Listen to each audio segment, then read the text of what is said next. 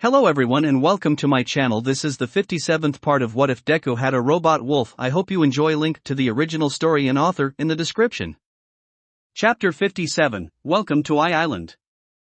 Toshinori walked into the hospital room, a small frown on his face. He didn't like doing this, but this was his friend he was talking about here. He was worried about him. Inside the room, working at one of many consoles, was his old sidekick and old friend, David Shield. David was a tall man with aqua eyes and light brown hair that was short and messy, as well as a short goatee on his chin.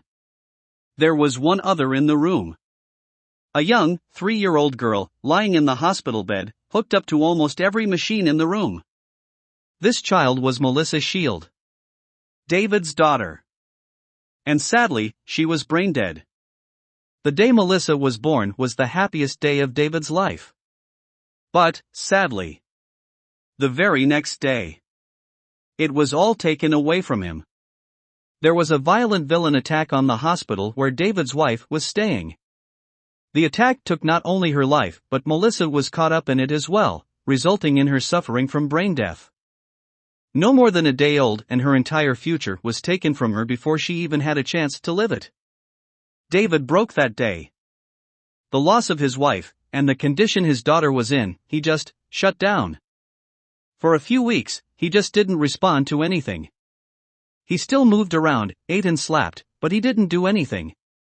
It took weeks before he started talking to others, but the overall recovery was still ongoing. Ever since that day, David had been working hard to try and find a way to revive Melissa. To little to no success. It hurt him to see his friend like this, so broken and focused on an impossible task. He just wanted to help him. David, Toshinori said as he walked up behind his friend. "Ha?" David murmured as he looked up and turned towards him. "Oh, hi Toshinori. Thought you'd be asleep by now?"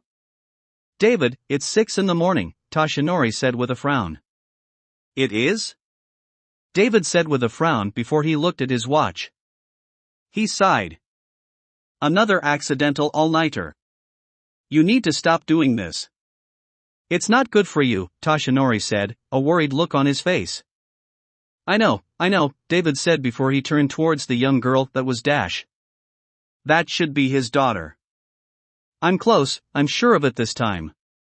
"You've been saying that for the past 2 years, Toshinori said. "But this time I mean it," David said. "I know I'm close this time." "You've said that before too," Toshinori said with a frown. "Look, I know you want to revive your daughter, allow her to witness all the wonders of the world. I want her to as well. But, as much as I do not wish to say this, it might be time to let her go.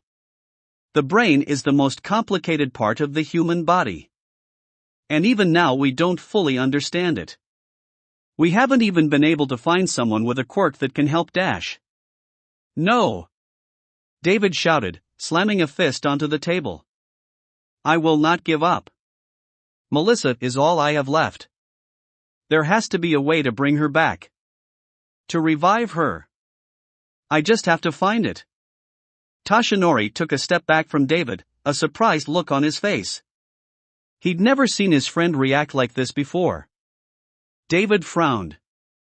"I'm sorry, Toshinori. I didn't mean to shout." "It's all right," Toshinori said. "You're probably just tired." David rubbed his eyes.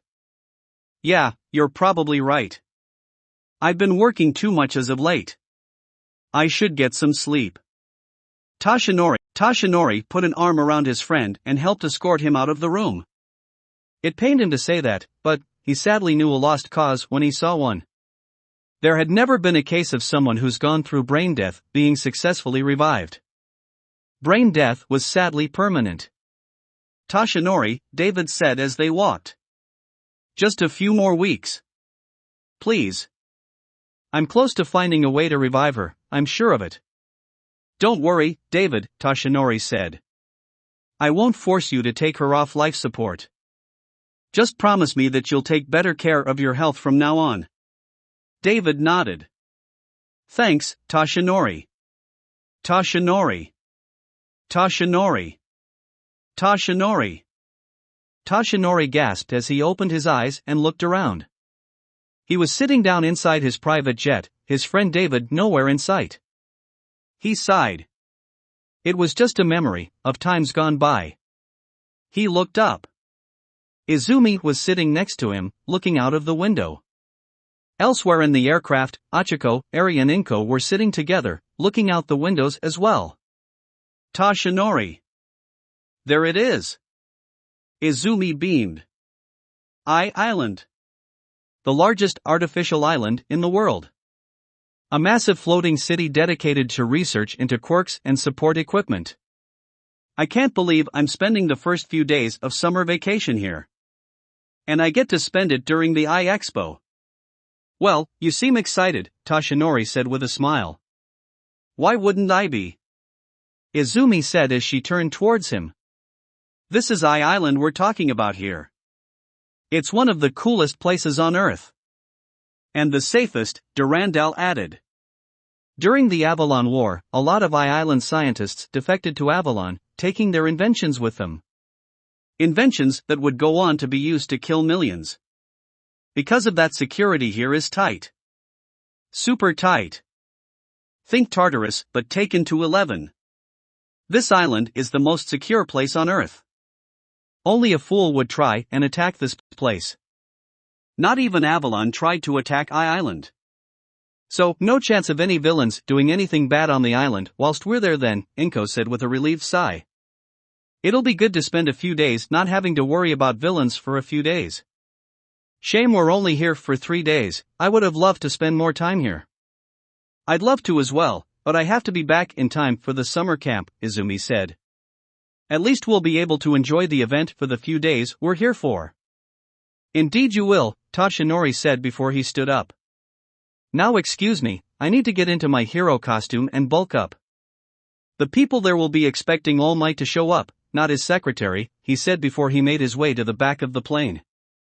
You two should change into your hero costumes as well. Oh, and before I forget, my old friend, David Shield, is aware of One for All, but I haven't told them that I've passed it on. I'll tell them later, but try not to bring it up in public. Unlike Japan, quirk usage here is a lot less restricted and can be used freely. There may be people out there with exceptionally good hearing. And call me All Might. Understood, Izumi said with a nod before she stood up and walked over to Eri. Eri, remember what I told you if anyone asks what your quirk is? Eri nodded. Yes.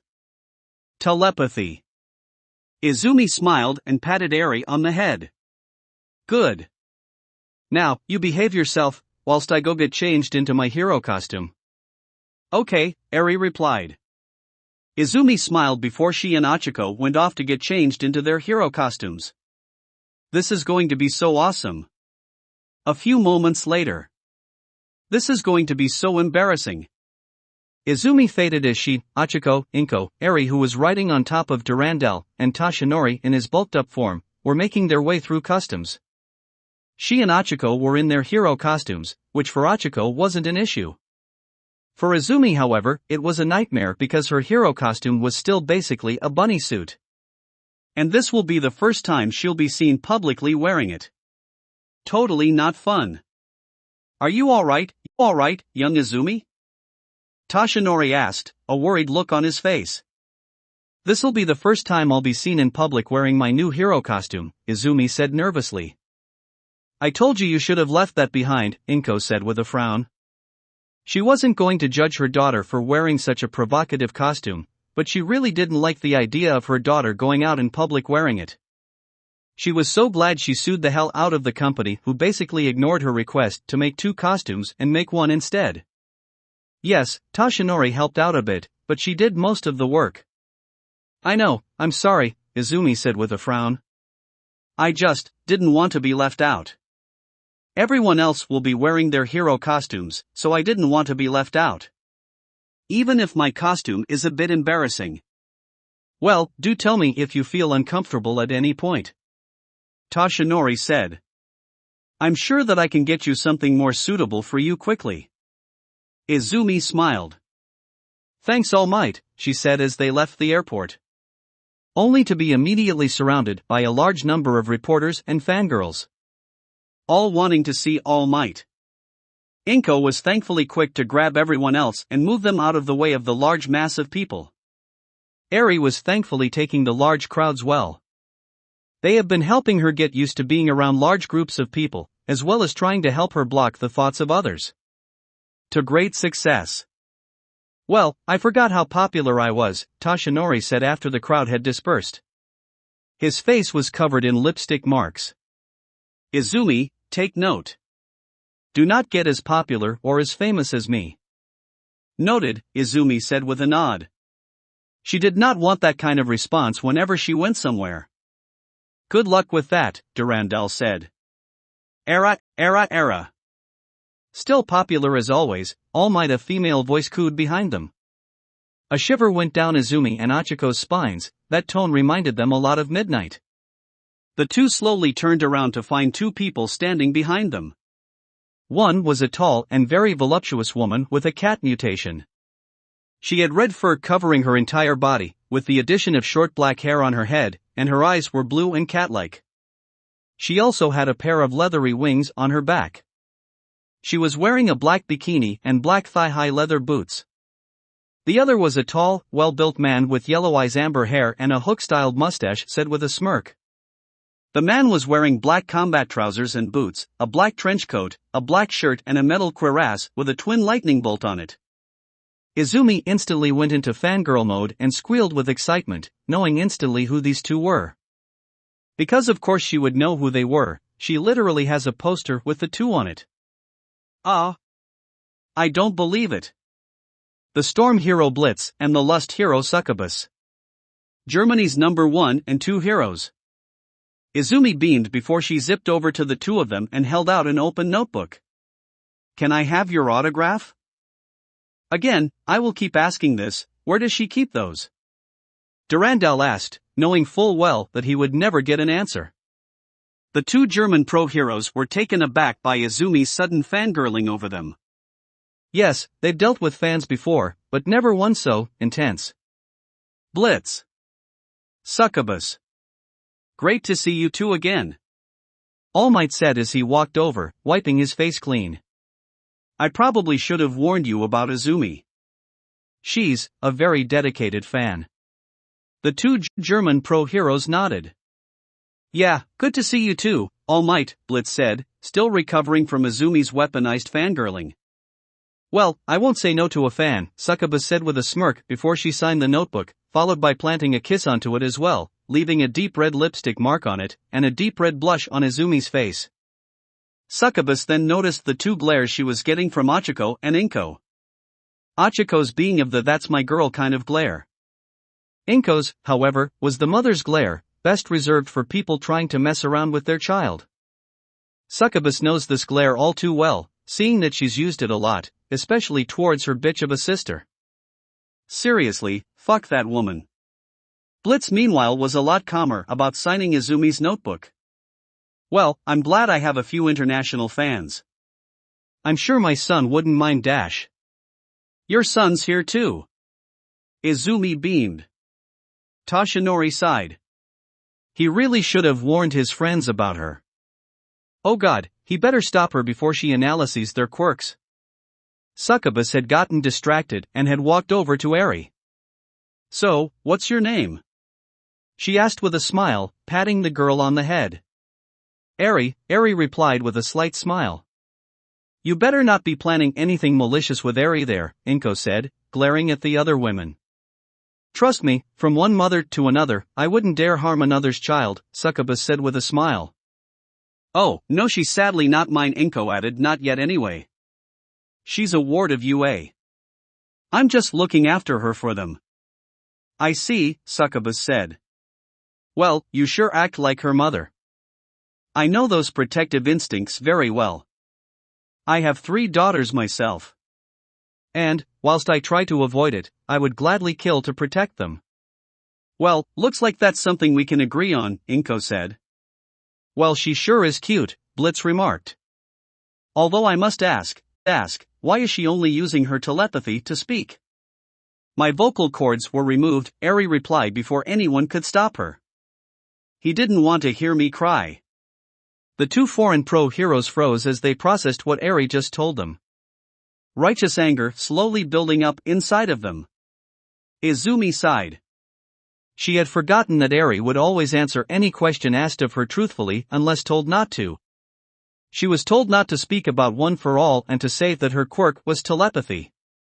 However, she wasn't told not to tell anyone what happened to her vocal cords. So, when asked, she always told them what happened. It was because of this that she had basically half the campus wishing a painful death upon overhaul. So, Blitz said with a dangerously calm look on his face, turning towards Toshinori. All Might. Want to team up again? Please no, Izumi said with a sigh. We already have what feels like half of UA already preparing to declare war against the guy. We don't need to add more people to the list of people who want Kai Chisaki, aka, Overhaul, dead. We've got enough as it is. Not that we will try and stop you, Durandal added. The man's good as dead at this point. Good, Succubus said, a dangerous and deadly aura forming around her. Good. Succubus was a mother, a very protective mother. Despite her seductive attitude and being one of Germany's biggest sex icons, she was very good with kids.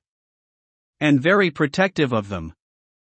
Anyone who tried to harm a child within her presence would not be having a good time. Overhaul is making so many enemies, Achiko said. And we haven't even met the guy yet. Won't stop me from throwing him into the sun.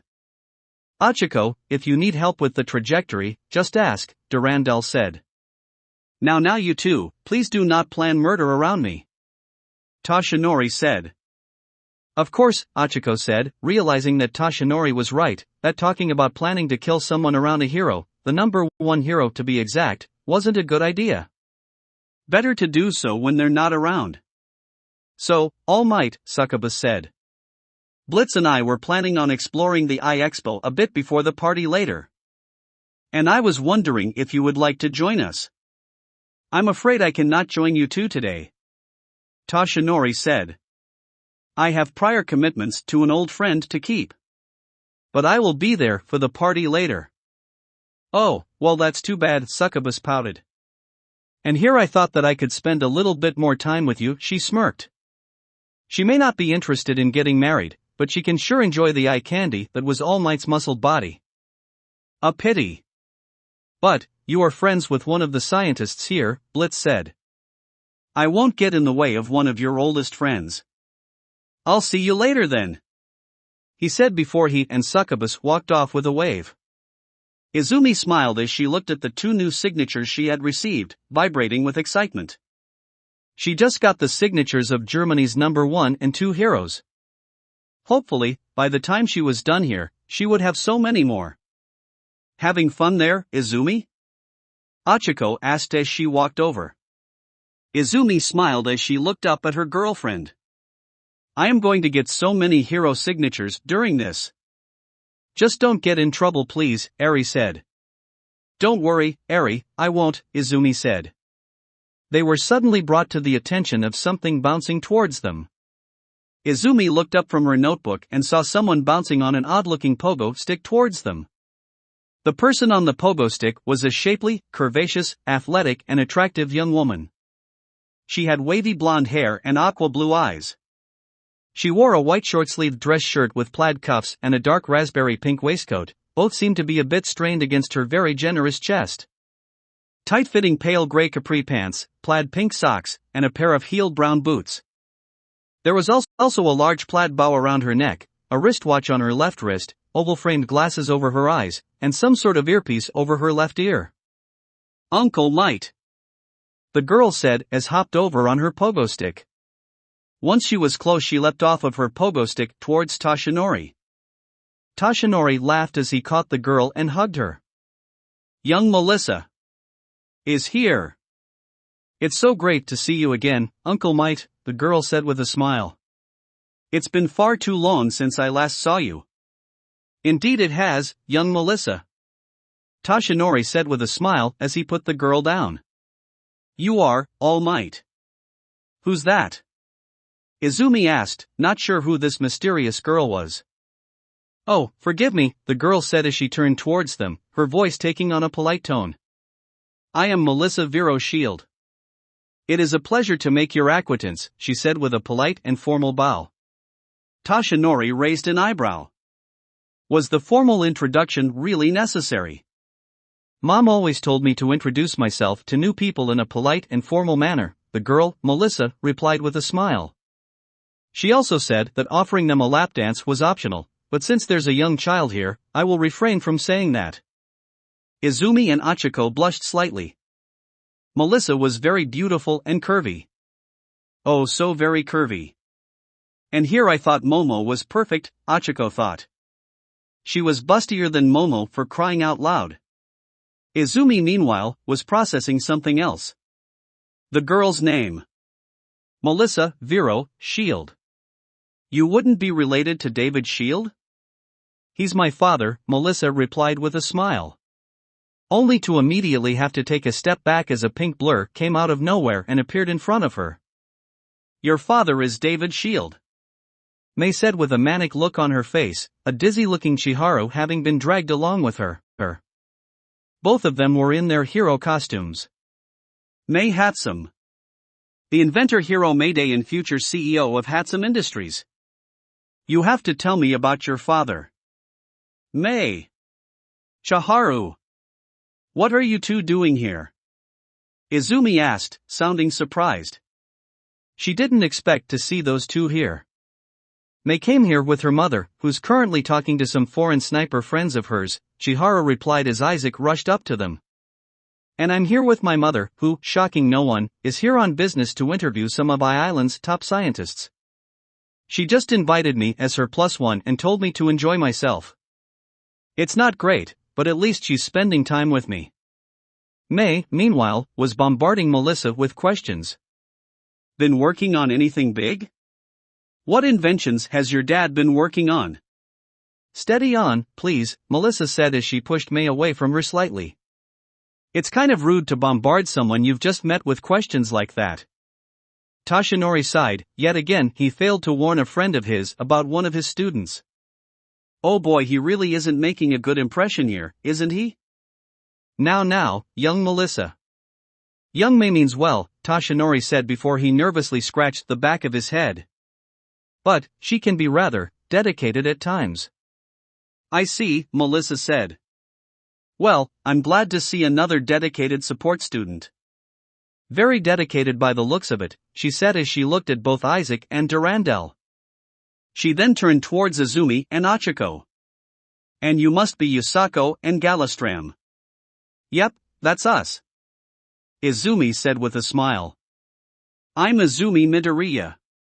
And I'm Achiko Uraraka, Achiko added. Well, it's great to meet you too, Melissa said politely and formally. She then turned and pointed at Chiharu. Chiharu, right? Yep, that's me, Chiharu replied. My mom might be doing an interview with your dad later today. But I can't be sure. She didn't tell me exactly who she'll be interviewing whilst she was here. Well, it's good to meet you as well, Melissa said before she noticed Eri. Oh, hello there, she said as she walked over to her and patted her on the head. And what's your name? Eri replied. Her quirk allows her to talk to people telepathically and read their thoughts, Izumi added. I can't speak normally because my vocal cords were removed to stop me from crying, Eri said. Melissa's eyes widened in shock. She then got out her phone. Okay, so I'm just going to ask my dad if I can borrow one of the Thor satellites. The what satellite? Izumi asked, sounding slightly worried. Oh, I think I know what those are, Achiko replied. They are a series of satellites in orbit above Earth. They launch telephone pole-sized kinetic projectiles made from tungsten from Earth's orbit to targets on the ground. They hit relatively quickly and are almost impossible to intercept. Okay, I am stopping that train of thought before it even leaves the station, Durandal said. A rod from God seems a bit too much like overkill just to kill one guy. Besides, we don't even know where he is. Shame. I would have liked to have used it, Melissa said, putting her phone away. Melissa. Why are your voices weird? Eri asked. My what? Melissa asked, a confused look on her face. Your voices, Eri said. Everyone has them, but yours are weird. They're like, static.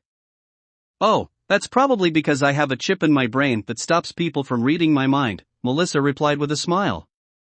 All Island scientists and their families have them implanted. We can't risk people reading our minds after all, we have a lot of important and secret information in here, she said, tapping her head. She then looked down at Durandal. And who are you? Durandal replied. Izumi's support companion. Ah, you're the robot she wore during the sports festival, Melissa said with a smile, which means, she stood up and pointed towards May and Isaac. You're the other one who had a robot wolf as well. I must admit, these two are quite impressive machines. I've never seen shifter robots capable of shifting into a suit of armor. Oh no, I didn't make Durandal, only Isaac, May said, waving her off with a slight blush on her face. But I did upgrade his hardware and reactor. Oh, Melissa said. Well, I'd say you did a great job on Isaac. I've never heard of a robot capable of shifting its form without an alpha-level AI controlling it before. That must be quite the sophisticated beta-level AI you developed for it. Thanks. May said, her blush getting brighter.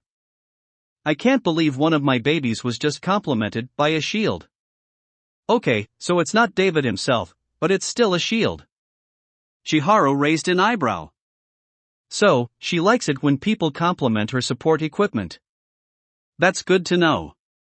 Melissa smiled before she turned to address everyone.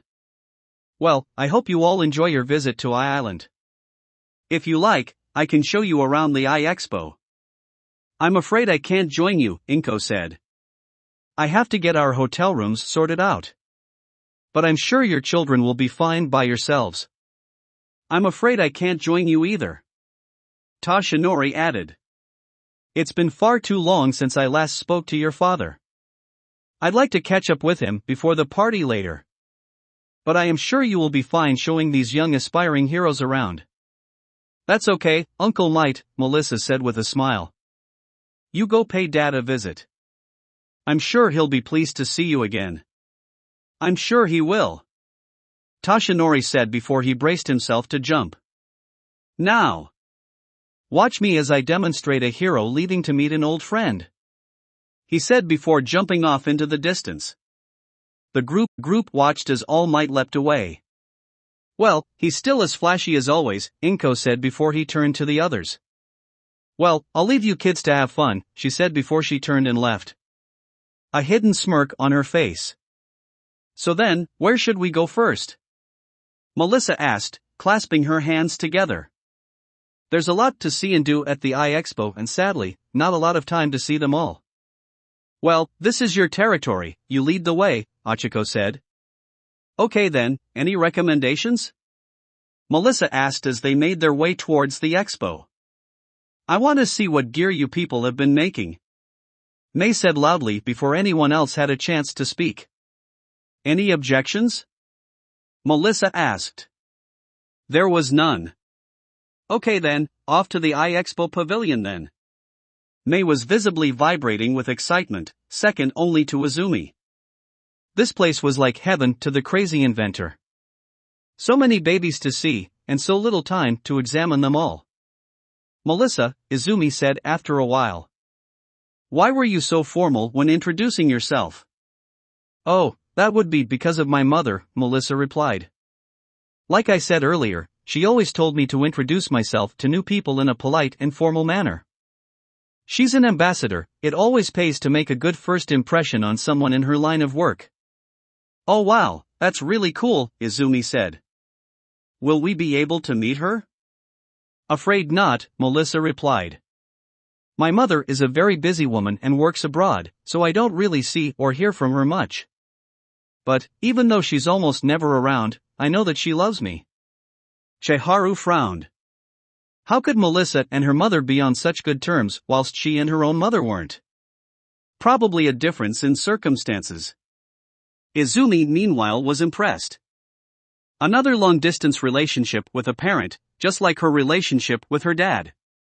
It amazed her that such relationships were possible, knowing that you have a parent living so far off that they can't be around much. It's not easy on either party. But now was not the time to be remission of her relationship with her dad. Now was not the time to have fun at Island and enjoy herself. At least she wouldn't be dealing with any villains whilst she's here. Meanwhile, back at the airport. We've arrived, a tall, bulky man with dark red hair spoke, holding his phone up to his face. That's good to hear, Wolfram. Proceed with the plan, the person on the other end of the call said. Remember. If you fail, we will not be able to bail you out. Don't worry, we won't fail. Meanwhile, Wolfram wasn't the only villain paying the island a visit. Well, Hilala said as she walked out of the airport wearing a dark blue sundress, sunglasses, sun hat, and high heels. Island. It's been a while since we were last here. Let's see what secrets you have for us this time. Must we carry all your luggage? Tesla asked as he and Twice, both of whom were in casual clothing, pulled several trolleys full of luggage. In fact, why did you bring so much stuff? We're only here for a few days. She's a woman, Twice replied. Women always pack too much. No, they don't. This is all completely necessary. Tesla sighed. Why did he volunteer for this mission? That will be it for this part. I hope everyone enjoyed. If you did, please leave a like and comment if you want part 58. If you want to hear more from me, subscribe. I hope to see you all in the next one.